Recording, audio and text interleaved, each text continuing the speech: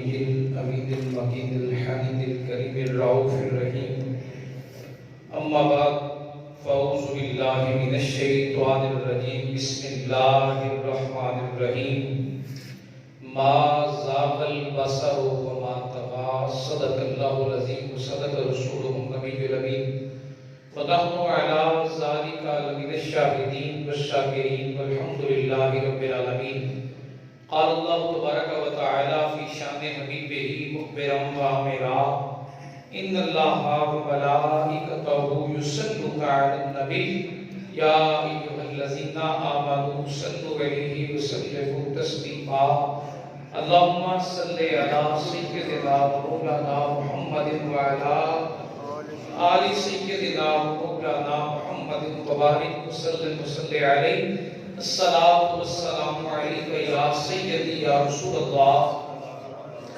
الصلاة والسلام عليك يا سيدي يا حبيب الله وعلى آلك وصحبك يا خاتم النبيين بعد حمد والصلاة في عظمت النبي صلی اللہ علیہ وآلہ وسلم حاضرین کرام دوستان مکرم آج کا بابرکت دن جمعہ المبارک اور ساتھ 27ویں شریف کا دن بھی آپ کو مبارک ہو اللہ کریم نے اس رات میں جو گزری اپنے معبود کو وہ مقام عطا فرمائے اور وہ مرتبے عطا فرمائے جو رہتی دنیا تک کسی کو نصیب نہیں ہوں گے معراج النبی صلی اللہ علیہ وآلہ وسلم اعزاز بھی ہے اور اعجاز بھی ہے اعجاز اس لیے ہے کہ جو مقام میرے نبی کو اللہ نے دیا وہ پہلے کسی کو نہیں ملا اور نہ ہی بعد میں کسی کو ملے گا یہ ہے اعجاز اور اعزاز کیا ہے کہ اتنے مرتبے جو اللہ نے عطا فرمائے وہ خاص نبی پاک کے ساتھ ہیں اتنے بڑے مرتبے والے اچھا گھر تھا حضرت ام ہانی کا وہاں جا کر کیوں سوئے نبی پاک اپنے گھر میں کیوں نہیں سوئے حضرت ام ہانی کے گھر ہی کیوں گئے اس دن بہت ستایا تھا کافروں نے بڑے تانے مارے تھے بڑی تکلیفیں دی تھی تو سرکار رات کو سکون کے لیے حضرت ام ہانی کے گھر آئے اور وہاں دروازہ دستک دینے کا بھی نہیں کہا لیکن جو سفر شروع ہوا نا سیر شروع ہوئی وہ ام ہانی کے گھر کا ذکر نہیں آیا گھر آیا ہے مسجد حرام سے مسجد اقصی تک تو مسجد حرام اور جو کعبہ ہے وہ جگہ کیوں چنی گئی تو اٹھایا تو حضرت ام ہانی کے گھر سے تھا لیکن آواز کیا تو وہ مسجد حرام سے کیا تو مسجد ہی کیوں چنی گئی تو بڑا سادہ سا جواب ہے ایک ہوتا ہے مقام ایک ہوتا ہے مکان ایک ہوتا ہے مقام اور ایک ہوتا ہے مکان مکان روئے کائنات میں سب سے بلند بیت اللہ ہے مکان سب سے بلند کون ہے بیت اللہ ہے لیکن مقام 4 ہیں مقام کتنے ہیں مکان دنیا میں عزت والا بیت اللہ ہے جو سب سے پہلے ہے وہ اعلیٰ ترین مقام جو ہے وہ ہے بیت اللہ لیکن مقام 4 ہیں مقام کون کون سے ہیں پہلا مقام ہے مقام ولایت مقام کیا ہے پہلا ولایت دوسرا مقام کون سا ہے دوسرا مقام ہے مقام شہادت یہ انسان کے درجے اور مقام ہے تیسرا مقام کون سا ہے تیسرا مقام ہے مقام صداقت 3 مقام ہوئے اور چوتھا مقام ہے مقام نبوت چوتھا مقام کون سا ہے نبی کو اللہ نے مقام دیا تو ولایت صداقت اور شہادت اس سے بڑا درجہ نبوت کا ہے نبوت کی وجہ سے تینوں مقام ہیں نبوت کو ماننے والا صدیق بھی ہے نبوت کو ماننے والے شہید بھی ہیں نبوت کو ماننے والے ولی بھی ہیں تو نبوت کی وجہ سے باقی تینوں مقام ہیں لیکن اللہ نے نبی کو مقام دیا تو سب سے بلند نبوت کا مقام دیا صرف نبوت کا مقام نہیں دیا نبیوں کا امام بھی بنایا امامت عطا فرمائی اب سب سے بلند مقام کون سا ہے وہ ہے بیت اللہ تو سفر شروع کروایا بیت اللہ سے، یہ ابتدا ہے۔ اور سب سے بلند ترین نبی شان والے جائیں تو معراج کا عروج بھی کون سے مقام پہ ہونا چاہیے؟ تو وہ آیا لا مقام، انتہائی مقام۔ کہا جب آغاز کیا تو دنیا میں سب سے بہترین جگہ سے اور بہترین مقام سے شروع کر کے لا مقام پہ لا کے ختم کیا۔ معبود دنیا میں کوئی اونچائی کعبے کے برابر نہیں ہے اور لا مقام سے بڑھ کر شان والا کوئی مقام نہیں۔ اللہ نے دونوں جگہوں پہ سرکار دو عالم صلی اللہ علیہ وسلم کا انتخاب فرمایا۔ آپ براق پر سوار ہونے لگے تو براق تھوڑا ہلا، بدکا، حضرت جبرائیل نے جھڑکا اور جھڑک کر کہا تجھے پتہ نہیں ہے کون تیرے ساتھ جا رہے ہیں؟ تجھ پہ سوار ہونے والے کون ہیں؟ تمام نبیوں کے امام، اللہ کے محبوب۔ اس براق کو پسینے آنے لگے، پسینے آنے لگے، سکون سے رک گیا۔ آپ سوار ہوئے، اس نے چلنا شروع کیا۔ ایک مقام آیا، اس مقام پہ جبرائیل امین نے کہا آقا رکیے، یہاں تو نفل پڑھیے۔ یہ جگہ ہے یثرب کی، لیکن ہجرت کے بعد آپ کی رہنے کی جگہ کے لیے اس جگہ کو پسند کر لیا گیا ہے۔ تو رسول خدا نے معراج پڑھا، اس مقام پہ تو نفل ادا فرمایا جہاں آج مدینہ طیبہ ہے۔ پھر سفر شروع ہوا، سرخ ٹیلے کے پاس سے گزرے تو آپ فرماتے ہیں میں نے کیا دیکھا کہ وہاں اپنے بھائی حضرت موسیٰ علیہ السلام کو میں نے وہاں اپنے مزار میں نماز پڑھتے ہوئے دیکھا، وہاں نماز پڑھتے ہوئے دیکھا۔ تھوڑے آگے گئے تو پھر جبرائیل امین نے گھوڑا روک لیا، براق روک لیا اور روک کر کہا آقا اتریے نا، تشریف لائیے، یہ وہ جگہ ہے جہاں حضرت شعیب علیہ السلام رہتے ہیں، یہ مدین کی جگہ ہے، یہاں بھی تو نفل پڑھیے نا۔ سبحان اللہ، سبحان اللہ، وہاں بھی تو نفل ادا فرمائے۔ پھر آگے چلے تو مقام آیا بیت اللحم، جبرائیل امین عرض کرنے لگے آقا یہاں بھی اتریے نا، یہاں بھی تو نفل پڑھیے۔ پوچھا یہاں کیا مقام ہے؟ تو عرض کرتے ہیں آقا یہاں حضرت عیسیٰ علیہ السلام کا جنم ہوا ہے۔ سبحان اللہ، یہ بیت اللحم ہے، یہ مقام سیدنا عیسیٰ ہے، یہاں تشریف لائیے، وہاں دو نفل پڑھے۔ سفر چلتے چلتے وہاں پہنچا، کچھ واقعات رہ گئے تھے پچھلے جمعہ میں، شامل کرتے چلتے ہیں تاکہ یاد ہو جائے۔ یہاں سے پھر وہ گئے، سرکار امامت کے لیے گئے، وہ جگہ چنی گئی، تمام کائنات کی نبوت وہاں جمع ہے۔ میں نے سارے اشکالات پچھلے جمعہ پہ ڈسکس کیے۔ وہاں جماعت کروانے کے بعد، ملاقات کے بعد سفر شروع ہوا تو آسمان دنیا میں پہلے دروازے پہ پہنچے تو وہاں سے آواز آئی کون؟ بتایا گیا کہ جبرائیل ہوں۔ کہا ساتھ کون ہے؟ بتایا گیا کہ محمد رسول اللہ ہے۔ وہ بواب نے سلام پیش کیا، درود پڑھا اور کہا انہی کے لیے کہا گیا ہے کہ آج آسمان کے دروازے کھولے جائیں۔ پہلے آسمان پہ ملاقات ہوتی ہے حضرت آدم علیہ السلام سے۔ پہلے آسمان پہ کس سے ملاقات ہوتی ہے؟ جب حضرت آدم سے ملتے ہیں تو وہاں ملاقات کے دوران بات چیت ہوتی ہے، زیارت ہوتی ہے، حضرت آدم سے ملاقات ہوتی ہے۔ جیسے شاندار مہمان ویسے استقبال کرنے والے بھی۔ سبحان اللہ، اللہ نے کہا میرے محبوب آ رہے ہیں، ہر آسمان پہ ایک ایک نبی سے ملاقات ہو رہی ہے۔ تو پہلے آسمان پہ حضرت آدم سے ملاقات، کہا کہ آپ کے بیٹے ہیں محمد رسول اللہ، میرے نبی نے آپ کو دادا جان کہہ کے بلایا، اور دادا جان کیسے ہیں، کیا حال چال ہے؟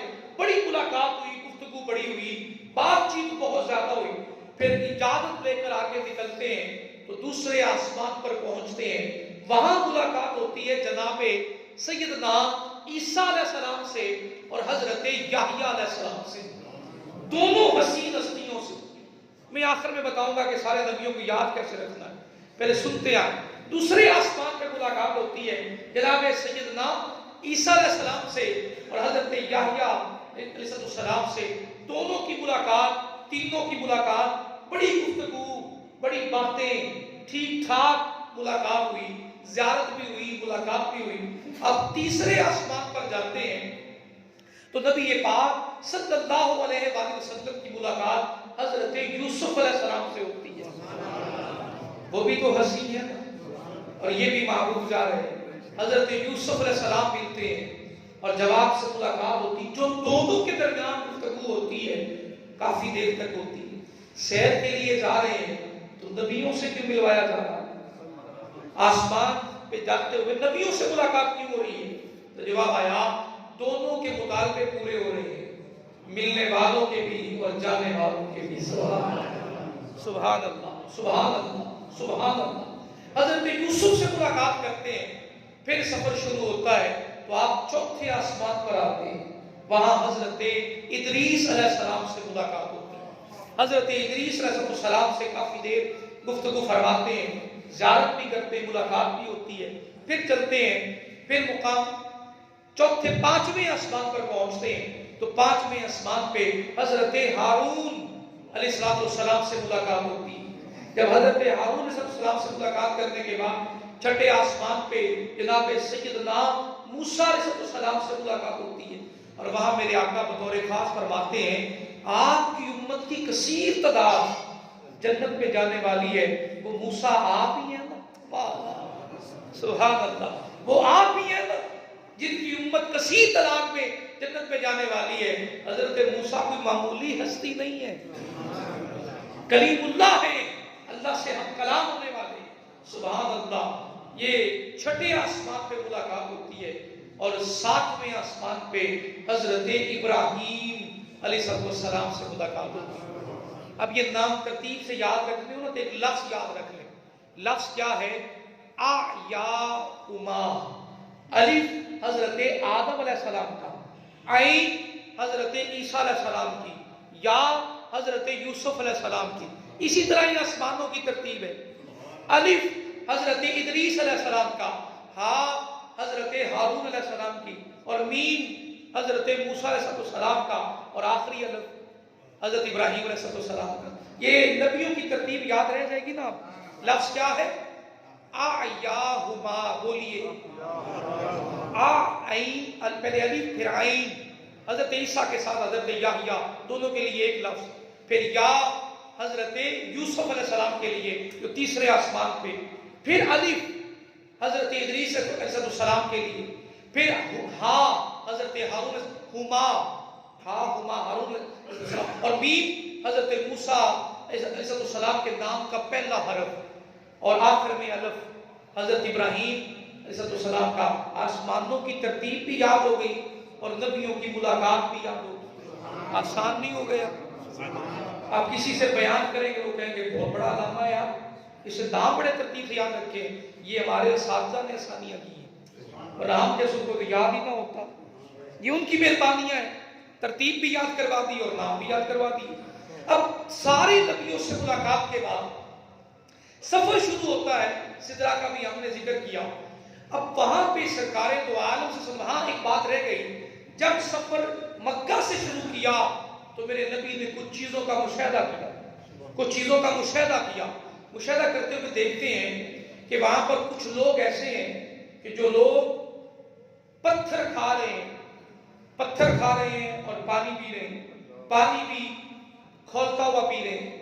پوچھا گیا یہ کون لوگ ہیں؟ جبرائیل امین عرض کرتے ہیں آقا یہ امت کے وہ لوگ ہیں جنہوں نے سود کھایا، ان کے لیے جہنم کا پانی اور پتھر خوراک ہے.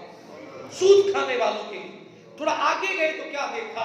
ایک شخص جو ہے پتھر کھا رہا، پتھر نگل رہا ہے، چبا رہا. پوچھا یہ کون ہے؟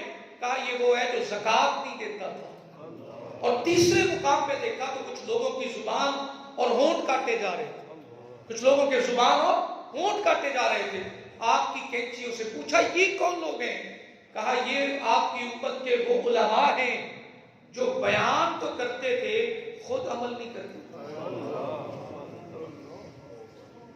یہ کوئی معمولی کام نہیں ہے.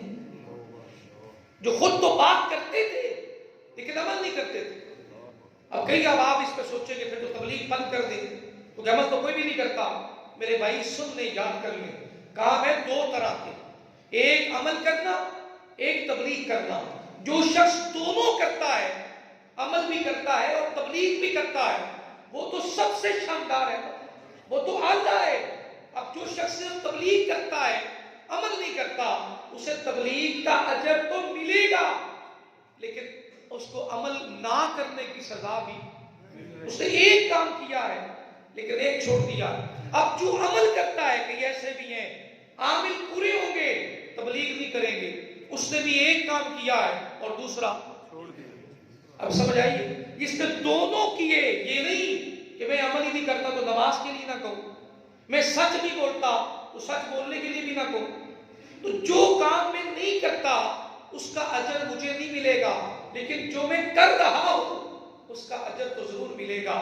یہ وہ لوگ ہیں جنہوں نے علم تو پڑھا, بیان بھی کیا, اپنے علم پر عمل بھی نہیں کرتے تھے, بیان بھی نہیں کرتے تھے, اپنے آپ بھی رہتے تھے, ان کے ہونٹ زبان اور کینچیوں سے کاٹے جا رہے ہیں. یہ وہ لوگ ہیں جنہوں نے پڑھا تھا لیکن اس پر ساری زندگی نافرمانی میں گزارتے رہے, اس پر عمل نہیں کیا. کچھ سمجھ آئی اس بات میں؟ پھر آگے نکلے, سرکار نے بھی دیکھا کہ کچھ لوگ خوشبودار برتنوں میں ساجن موجود ہے, ساجن موجود ہے, برتن خوشبودار ہیں, خوشبوئیں آ رہی ہیں, برتن سے خوشبو نکل رہی ہے, لیکن وہ گند کھا رہی ہیں.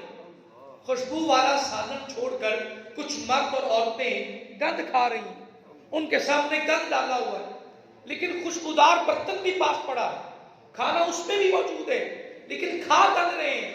جبرائیل امین سے آقا کریم نے ارشاد فرمایا یہ کون لوگ ہیں؟ کیونکہ سیر کر رہے ہیں, سرکار نے مشاہدہ تو کرنا ہی کرنا ہے. تو آپ کو جواب میں عرض کی گئی یا رسول اللہ یہ وہ لوگ ہیں جنہیں نکاح کا پاک رشتہ ملا, نکاح کا خوشبو والا, برکتوں والا, سکون والا رشتہ ملا. اپنی بیویوں کے ہوتے ہوئے غیر عورتوں سے تعلق بڑھایا, یہ وہ لوگ ہیں. یہ وہ عورتیں ہیں جنہیں مرد رشتے میں پاک مرد ملا نکاح والا, انہوں نے اپنے مردوں کو چھوڑ کر غیر مردوں سے تعلق بڑھایا, یہ وہ لوگ ہیں. یہ کل کے پرسوں ایک بدتمیزی ہوئی, طوفان بدتمیزی, عورت مارچ کے نام پر اسلام کے پڑھائے ہوئے اصولوں اور قوانین کی مخالفت کرتے ہوئے, جس میں سیدنا صدیق اکبر کے بارے میں بھی بکواس کرتے رہے, سیدہ عائشہ صدیقہ کے بارے میں بھی بکواس کرتے رہے. ایک بات دل میں بسا لیں اور اعلان کرتے پھریں, دنیا جہان کی تعلیم, دنیا جہان کے ادیان اٹھا کر لے آئیے, جو شان عورت کو میرے رب نے دی ہے وہ روئے کائنات میں کسی دین نے دی نہیں ہے, دی ہی نہیں ہے. اس بات سے اندازہ لگائیے, مرد کو ایک حصہ ملتا ہے وراثت میں, عورت کو 2 حصے ملتے ہیں, ایک بیٹی بن کر باپ کی وراثت سے, دوسرا بیوی بن کر شوہر کی وراثت سے. کس جگہ پر اللہ نے کب رکھا ہے, کس رائٹس کی بات کر رہے ہیں؟ جس پردے کو میرے رب نے عزت بنایا, شان بنائی, مرتبہ بنایا, اس پرچے میں گوئیاں ہو رہی ہیں. جب ماں بنایا تو قدموں میں جنت رکھی, بیٹوں کو نوکر بنایا, بیٹوں کو نوکر بنایا. جب باپ بنایا تو ذمہ داری کا بوجھ کندھوں پہ رکھا, باپ کو عورت کو نوکر بنایا, بیٹی باپ سے خدمت کروا دی. اور جب بیوی بن کر آئی تو شوہر کو کہا تیرے نصف ایمان کی مالک ہے, شوہر کو نوکر لگایا. اور جب بھائیوں کے پاس رہی تو بھائیوں سے کہا تمہاری حیا اور غیرت ہے, بھائیوں کو نوکر رکھا. اللہ نے رشتہ عورت کا بنا کر عورت کو اتنی شانیں دی ہیں, یہ لباس اتار کر چند ٹکے کی نلائق قسم کی گھٹیا صحت کی خواتین, جنہیں نہ دین کی خبر نہ دنیا جہان کی خبر, نہ جانتی ہے کہ کیا رہی ہیں, بک بک کیا کر رہی ہیں, ایسی بکواسیات, یہ انجام ہے ان کا. شوہروں کے ہوتے ہوئے غیر مردوں سے تعلق بناتی ہیں. اور میرے نبی نے بیان فرمایا خوشبودار کھانا چھوڑ کر گٹر کا گند کھا رہی ہیں. یہ میرے نبی نے معراج کی رات خود مشاہدہ فرمایا. جس آگ میں دھکیلنا چاہتے ہیں امت محمدیہ کی آنکھیں بند نہیں ہیں. اور جس کی بات آپ کر رہے ہیں, جتنا نکاح کو آسان کریں گے اتنا دنیا میں زنا ختم ہوگا, اور جتنا نکاح کو مشکل کریں گے اتنا زنا عام ہوگا. مثال دے کے سمجھاتا ہوں, سمجھ آئے گی بات. جس رشتہ ہے جسمانی تعلق جسم کا رکھنا, یہ میرے لیے بھی ضروری ہے, جوان مرد کے لیے بھی ضروری ہے, جوان عورت کے لیے بھی ضروری ہے, لیکن راستہ واحد ہے اور وہ نکاح والا. راستہ کون سا ہے؟ نکاح والا. اس کے بغیر کوئی بھی طریقہ اختیار کریں اپنے جسمانی خواہش پوری کرنے کا, وہ کوئی بھی اللہ کے دربار میں قبول نہیں. مرد مرد سے بنائے, زنا کا راستہ اختیار کرے, کوئی بھی ذریعہ اختیار کرے وہ اللہ کے دربار میں پسندیدہ نہیں ہے، بندہ جہنم کا ایندھن بنتا ہے۔ راستہ بچا ایک، میں بزرگوں سے مخاطب ہوں، اپنے بڑوں سے، راستہ بچا ایک، اور وہ ہے نکاح کا۔ وہ کیا ہے؟ جس طرح کھانا کھانے کے لیے طلب ہوتی ہے، بھوک مٹاتا ہے، پانی پیاس مٹاتا ہے، نکاح جسمانی خواہشات کو ختم کر کے، میرے نبی نے فرمایا نظر کو جھکاتا ہے، نگاہ کو جھکاتا ہے، دل میں حیا پیدا کرتا ہے۔ راستہ بچا نکاح کا۔ بیٹے کو بھی اتنی ضرورت ہے اور بیٹی کو بھی، اور جنہوں نے یہ پھیلا چھوڑی ہے نا بکواسیات کہ عورت کو زیادہ شہوت ہے اور مرد میں نہیں ہے، وہ پہلے قرآن کی تعلیم سے تو واقف ہو نا۔ عورت میں شہوت نہیں ہے جتنی مرد میں ہے، مرد میں شہوت زیادہ ہے۔ ایک وقت میں 4 نکاح کی اجازت دی ہے۔ یہ پتہ نہیں کس نے بات پھیلا دی، عورت میں شہوت زیادہ ہے، کوئی کہتا ہے 9 حصے۔ میں سنتا رہا ہوں اپنی زندگی میں، لیکن جب میں نے قرآن کو پڑھا تو قرآن میں کہا گیا جتنی حیا عورت میں ہے اتنی مردوں میں تو ہے ہی نہیں۔ عزت دار عورتوں کی بات کر رہا ہوں میں۔ عورت کو ایک وقت میں ایک نکاح کی اجازت ہے اور مرد کو تو شہوت کس میں زیادہ ہوئی؟ نہیں، اب بھی عورتوں میں زیادہ ہے۔ اسلام کے نیچر کو نہیں جاننا، اسلام کیا بیان کر رہا ہے۔ مرد سے کہا گیا تیرے سے کنٹرول نہیں ہوگا، دوسرا نکاح کر لے، دوسرا بھی کنٹرول نہیں کر سکتا، تیسرا کر لے، چوتھا کر لے، ایک وقت میں 4 عورتیں رکھ لے، پر زنا سے بچ، لیکن زنا سے بچ۔ دلیری کرتے ہیں نا، گناہ پہ نہ کریں، نیکی کے کاموں میں کریں، نیکی کے راستے پہ کریں، نیکی کی ترویج میں کریں۔ تعاونوا علی البر والتقوی۔ اب بچا ایک راستہ اور وہ ہے نکاح کا۔ کون سا بولیے؟ نکاح کا۔ وہ میں نے فضول شرطیں لگا کے مشکل کر دی، فضول شرطیں لگا کے۔ کون سی شرط لگائی؟ کہ تیرے پاس 4 تولے زیور ہو تو ادھر آنا ورنہ نہ آنا۔ بیٹی میری جوان ہے، بیٹا میرا جوان ہے، 4 تولے زیور کوشش بھی کروں تو 5 سالوں سے پہلے نہیں بنا سکتا، اور 5 سالوں میں میرا بیٹا کیا کرے، میری بیٹی کیا کرے؟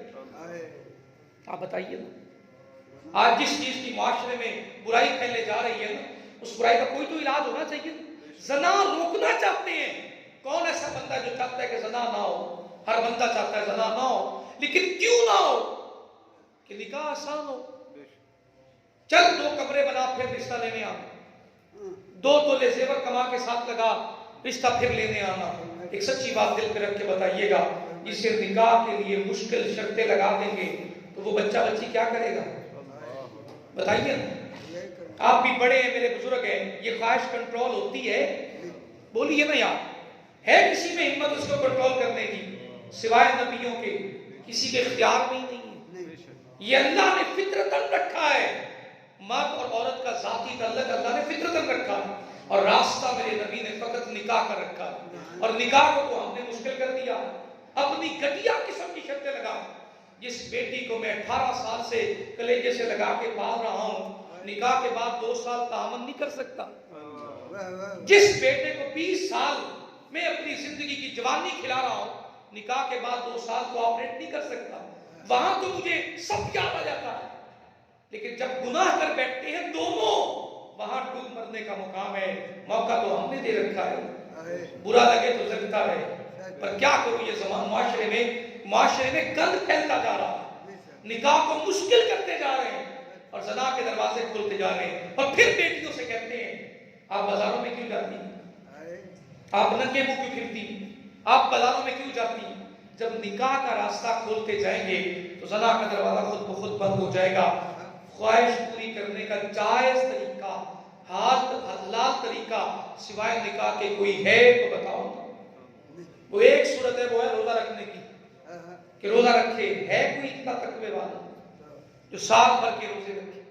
اس کا علاج ہی نکاح ہے، خواہ مرد ہے خواہ عورت ہے۔ اور شہوت کس میں زیادہ ہے؟ یہ کیڑا بھی دماغ کا صاف کر لے، مردوں میں زیادہ ہے عورتوں کی نسبت۔ کبھی تھوڑا غور کریں گے نا عورت کی فزیک پر، یہاں بیٹھ کے میں ڈسکس نہیں کرنے آیا، لیکن جو میں نے تحقیق کر کے ریسرچ کر کے بات جانی ہے وہ حقیقت ہے، مردوں کو ایک وقت میں 4 نکاح کی اجازت دی ہے، کیونکہ خواہشات نفسانی کا مرد زیادہ تابع ہے، تاکہ اس کے مزاج میں اور تربیت میں تقویٰ کا راستہ قریب آئے، اور اس کے دل سے شہوات نفسانی اور خواہشات دنیا ختم ہوتی رہے اور یہ میرا مقرر بندہ بن کے نیکی کے راستے میں چلتا رہے۔ اگر کسی کا کوئی طلاق ہو جاتا ہے نا اور وہ نکاح کا خواہش مند ہوتا ہے یا بیوی فوت ہو جاتی ہے تو تیرے میرے معاشرے میں کیا نظام ہے، اس کو گھورنے لگتے ہیں، لے یہ بھی ان بیاہ کرے گا، عجیب سائیکی ہے یار، یہ بھی نکاح کرے گا، ان کا بھی نکاح کا ارادہ ہے۔ سینس کہاں رکھا ہے یار؟ زنا کرے تو تعجب کرے نا، نکاح کر رہا ہے تو تعجب کیسا، نکاح کر رہا ہے تو تعجب کیسا؟ کس سوسائٹی میں بیٹھے ہیں؟ یا تو کہے نا کہ ہم مسلمان نہیں ہیں۔ جب مسلمان ہیں اور کوئی بھائی حلال کا رستہ اختیار کر رہا، کوئی بہن بیٹی حلال کا رستہ اختیار کر رہی ہے تو رکاوٹ کیوں بنتے ہیں؟ اس کا تعاون کیوں نہیں کرتے؟ تعاون علی البر والتقوی، نکاح سے بڑھ کر نیکی والا راستہ اس کے لیے بچا کون سا ہے؟ بیوی فوت ہوگی، حضرت عبداللہ ابن عباس رضی اللہ تعالیٰ عنہما فرماتے ہیں، عبداللہ ابن مسعود رضی اللہ تعالیٰ عنہما فرماتے ہیں، مجھے پتا چلے کہ میری زندگی 10 دن رہ گئی ہے تو میں پھر بھی نکاح کو ترجیح دوں گا۔ کیا کروں گا؟ نکاح کو ترجیح دوں گا۔ اور یہاں کسی سے بات کر لے کہ میرا نکاح کروا دو، لے ہوں تیرے کی لوڑ ہے، بڈھا ہو چلنے ہیں۔ یہ نہیں پتا کہ دنیا میں رہنے کے لیے جائز اور حلال رشتہ، تہمتوں سے بچنے کے لیے، شبہات سے بچنے کے لیے، فضول قسم کی باتوں سے بچنے کے لیے، آپ کی بیوی فوت ہو جائے نا، ہر چوک میں آپ پر باتیں ہوں گی، اور جب تک نکاح میں تھے کوئی بولتا ہی نہیں تھا، تو بتائیے نا پھر بچایا کس نے آپ کو؟ نکاح نے بچایا۔ راستہ بھی تو جائز ہے نا۔ تو معراج کی رات میرے آقا نے جو مشاہدہ فرمایا وہ یہ دیکھا کہ خوشبودار کھانا پڑا ہے، اسے نہیں کھا رہے، ساتھ گند پڑا ہوا ہے، اس کو کچھ خواتین اور مرد کھائے جا رہے ہیں۔ آپ نے پوچھا یہ کون لوگ ہیں؟ تو جبرائیل امین عرض کرتے ہیں آقا یہ امت کے وہ لوگ ہیں جن کے پاس نکاح والی عورتیں تھیں، خوشبو والا رشتہ تھا، اسے چھوڑ کر زنا کرتے رہے، یہ وہ مرد و خواتین ہیں۔ اپنی بیویوں کے پاس نہیں جاتے تھے، لڑے رہتے تھے، 2 مہینے بات ہی نہیں کرتے تھے، 4 مہینے پیٹوں پہ بٹھائے ہوا، سال نہیں لاتے تھے، اور اس دوران میں جو وقت گزرتا تھا وہ زنا کے رستے پہ چلتے تھے۔ یہ وہ لوگ ہیں اپنے نیک پاک رشتے ہونے کے باوجود یہ لوگ ان عورتوں سے تعلق رکھتے تھے جو نکاح کے بغیر ہوتی تھی۔ اب بتائیے نا یہ بات مشاہدہ ہو رہا ہے معراج کی رات میں، اور آقا کریم بیان فرما رہے ہیں جس مقام سے آپ گزرتے جا رہے ہیں ہر چیز کو دیکھتے جا رہے ہیں، اور جب آقا کریم چلنے لگے نا، یہ بات بھی شامل کر لوں، تو تھوڑے پریشان ہوئے، توقف فرمایا، پریشانی کا لفظ ہٹا رہا ہوں، میں ختم کر رہا ہوں، توقف فرمایا، رکے۔ جبرائیل پوچھتے ہیں آقا چلتے کیوں نہیں ہیں؟ جو لفظ میرے آقا نے بولے نا وہ روح کے اندر اترنے والے ہیں۔ کہا جبرائیل مجھے دل میں ایک بات ہے، میرے دل میں ایک بات آتی ہے۔ کیا بات آتی ہے؟ کہ اللہ کریم میری امت کو پل صراط سے کیسے گزارے گے؟ سارے حالات اور مشاہدے دیکھنے کے بعد جب ارادہ کیا کہ چلنا چاہیے تو توقف کرتے ہیں، رکتے ہیں۔ اللہ کا کلام بلانے کے لیے جبرائیل آ گئے، پیغام آ گیا، اگر رکتے ہیں، جبرائیل رکنے کا سبب پوچھتے ہیں تو دل سے آواز نکلتی ہے جبرائیل میری امت پل صراط سے کیسے گزرے گی؟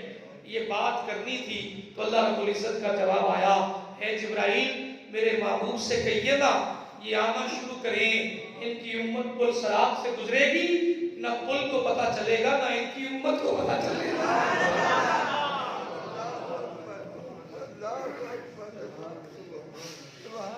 ایک ایک لمحہ امت کی یاد میں گزارنے والے محبوب جا اپنے عروج کے لیے رہے ہیں۔ کیا سمجھتے ہیں کہ جو لامکاں کا سفر ہے امت ساتھ نہیں جا رہی، پر جو دل میں سکون ہے نا نبی پاک کے امت کے لیے جو جذبات ہیں وہ پل پل ساتھ ہیں۔ کبھی اپنے زندگیوں میں انہیں نافذ کر کے تو دیکھیے نا، جو اصول میرے نبی پاک نے بیان کیے کسی ایک پر ہی چل لیجیے نا۔ اب یہاں ایک بات اور شامل کر لوں، جس کی بات ماننی ہوتی ہے نا اس کو سننا بھی ضروری ہے اور دیکھنا بھی ضروری ہے۔ ہمیں حکم ہوا ہے اطیعوا اللہ، اللہ کی اطاعت کرو، اللہ کی بات مانو۔ اے اللہ تیری بات کیسے مانے؟ نہ تجھے ہم نے سنا ہے نہ تجھے ہم نے دیکھا ہے، مانے تو تب نا آپ بولو اور ہم سنیں اور ہم مان لیں، آپ نظر آؤ ہم دیکھیں آپ کے اشارے، سمجھ جائیں اور ہم مان لیں. نہ آپ نظر آ رہے ہو، نہ آپ کو سنا جا رہا. سادہ سی مثال دے کے سمجھاؤں، کسی اندھے کو اشارہ کر کے کہیں تو آپ ہی کہیں گے یار اس کو تو نظر ہی نہیں آتا. اور جو کانوں سے بہرا ہو اس کو چیخ کر کہیں پانی لے آ، تو آپ کہیں گے اس کو تو سنائی نہیں دیتا. ہم نے اللہ کو نہ سنا ہے نہ اللہ کو دیکھا ہے، تو اللہ تیری اطاعت کیسے کرے، تجھے راضی کیسے، تیری بات ماننے کیسے؟ تو جواب میرے رب نے دیا، من یطع الرسولا، تم میرے نبی کو تو دیکھ رہے ہو نا، میرے نبی کو تو سن رہے ہو نا، بس اتنا ہی کافی ہے. مجھے نہ بھی دیکھو میرے نبی کو دیکھو، مجھے نہ بھی سنو میرے نبی کی سنو. جو نبی کہتے ہیں وہ مانتے جاؤ، جو کرتے ہیں ویسے کرتے جاؤ، جو حکم دے رہے ہیں تم رسول کی اطاعت میں آ جاؤ. یہی اللہ کی اطاعت ہے، یہی اللہ کی اطاعت ہے. اسی کلمات میں یہاں روک دو. اگلے جمعہ پہ سفر معراج کے جو باقی گوشیں انشاءاللہ شامل کریں گے. جو زندگی نے مہلت دی تو اس کلمات کے ساتھ آگے چلیں گے. اپنے کردار، اپنی سیرت کو پاک بنائیے، اپنی اولاد کے کردار اور سیرت کو پاک بنائیے. یہ والدین کا کردار ہے، یہ بڑوں کا کردار ہے. یہ بڑے قبیلے کے اکٹھے ہوا کریں نا، اس بات کو ڈسکس کیا کریں، نکاح میں آسانیاں کریں. اللہ کریم برکتیں ڈال دے گا.